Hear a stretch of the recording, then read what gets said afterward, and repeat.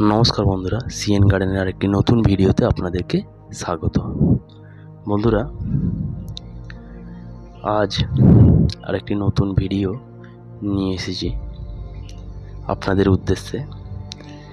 গরমে এর ধনেপাতা ছাদ বাগানে বা ব্যালকনি বাগানে আপনারাও ধনেপাতা এই সময় আপনার ছোট জায়গাতে টবেতে করতে পারেন কিভাবে। আর বন্ধুরা, 2 ইঞ্চি টব নিয়ে নিয়েছি, শুকনো মাটি আর ধনেপাতার বীজ বাজার থেকে নিয়ে এসেছিলাম। আপনাদের নিকটবর্তী বাজার থেকে আপনারা পেয়ে যাবেন, গরমের ধনেপাতা বললে দিয়ে দেবে। তারপর বন্ধুরা, এই ভার্মি কম্পোস্ট উপরে ছড়িয়ে দিচ্ছি টবগুলোতে, যাতে ধনেপাতার বীজগুলো থেকে জার্মিনেশন ভালো হয়, মানে ফুটে বেরোয়। যেই কারণেই এই ভার্মি কম্পোস্টগুলি আমি উপরে ছড়িয়ে দিচ্ছি।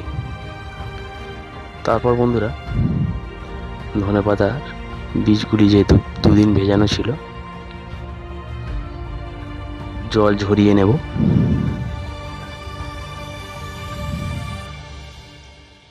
আর জল ঝরানোর পর বন্ধুরা, এগুলোকে সুন্দর করে টবটিতে ছড়িয়ে দেব। আর 10 টাকার গরমের ধনে দানা নিয়ে এসেছিলাম, হাফ করেছি। যেরকম অতিরিক্ত গরম পড়েছে,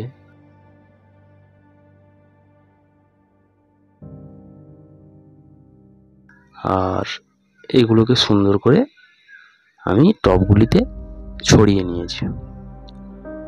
নেবার পর বন্ধুরা,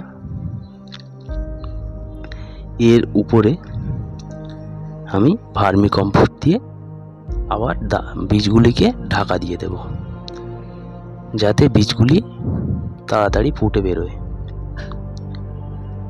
আর ভার্মি কম্পোস্টে অনেক উপাদান থাকে। তারপরে বন্ধুরা, হেলদি চারাও ওর থেকে বেরোবে। আর তারপরে বন্ধুরা, সুন্দর করে চাপা দিয়ে জল দিয়ে নিয়েছি। জল দেওয়ার পরে যেগুলো বেরিয়ে রয়েছে সেগুলোকে আমি আবার ভার্মি কম্পোস্ট দিয়ে চাপা দিয়ে দিচ্ছি, যাতে জার্মিনেশনটা সহজভাবেই হয়। আর এইভাবে আপনারাও আপনাদের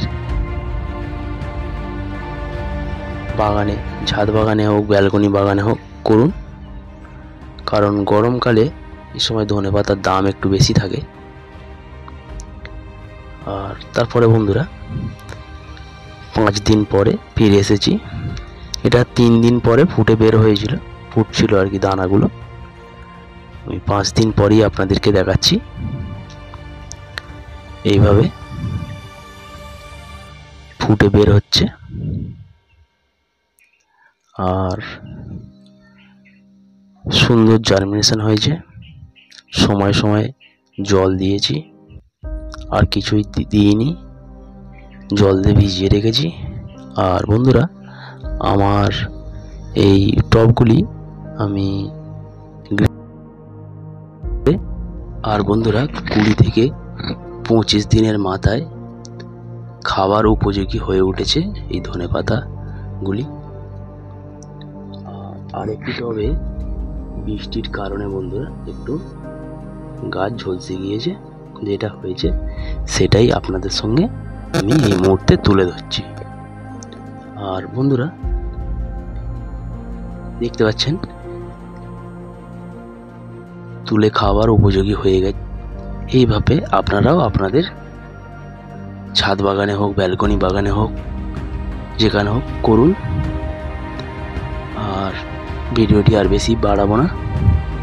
এই গরমে সুস্থ থাকবেন, ভালো থাকবেন। নমস্কার।